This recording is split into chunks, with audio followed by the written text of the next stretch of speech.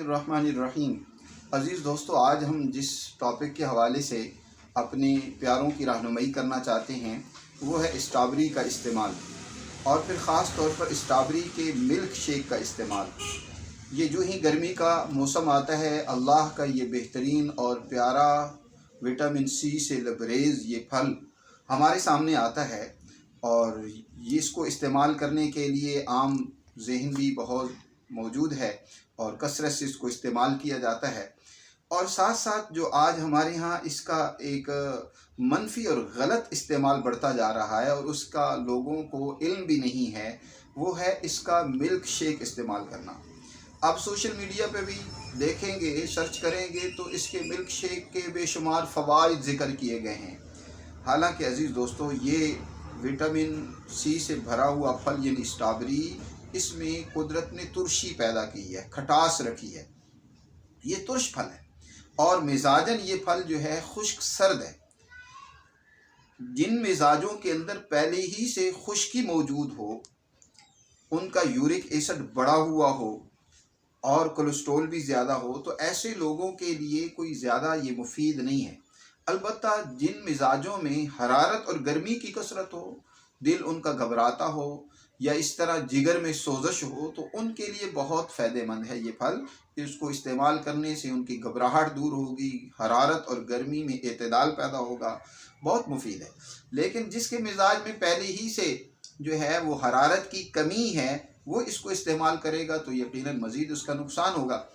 और दूसरा, इसका मिल्क शेक इस्तेमाल करना तो वो कोई फ़ायदा नहीं रखता, इसलिए कि आप दूध में कोई भी खट्टी चीज़ डाल लें तो दूध फट जाता है, वो अपनी इफादियत ख़त्म कर देता है, वो एक नई चीज़ में कन्वर्ट हो जाता है। इसलिए आप देखते हैं कि दूध को फाड़ने के लिए उसमें खट्टी लस्सी या दही, हमारी बड़ी बूढ़ी माएँ जो हैं वो दूध में लगाया करती थी, जिसकी वजह से वो दूध फट कर वो दही बन जाता था।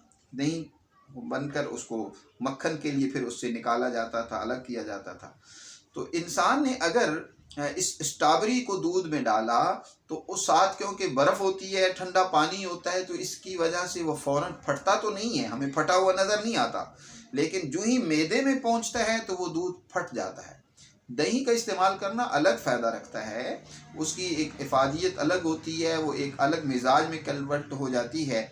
अलबत्ता जब ये फटा हुआ दूध जाकर मैदे में जाकर मज़ीद फटता है तो उसकी वजह से उसमें ख़मीर पैदा हो जाता है, ताफ़ुन पैदा हो जाता है, गैसें बनना शुरू हो जाती हैं और बजाय सेहत देने के उल्टा इससे नुकसान होता है। इसलिए इसका मिल्क शेक तो नहीं इस्तेमाल करना चाहिए।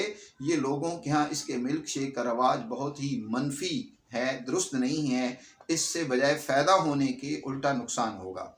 अलबत्ता इसको वैसे बतौर फल के इस्तेमाल किया जा सकता है, या इसका जूस बनाकर आप इस्तेमाल कर सकते हैं। स्ट्रॉबेरी का जूस निकालें, वो आप रमज़ानुल मुबारक करीब है तो रमज़ान में भी उसको इस्तेमाल कर सकते हैं, आम गर्मी के मौसम में भी उसको इस्तेमाल कर सकते हैं।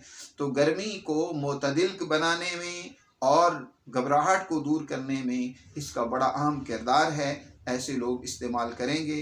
विटामिन सी की जिनको कमी है उसमें बहुत फ़ायदा देगा। इसका इस्तेमाल बहुत बेशुमार फ़वाइद भी अपने अंदर रखता है, लेकिन जब इसको समझ कर इस्तेमाल ना किया जाए तो फिर इसके नुकसानात भी होते हैं। दुआओं में याद रखिए अपने दोस्त हकीम उस्मानी गनी को। बहुत शुक्रिया।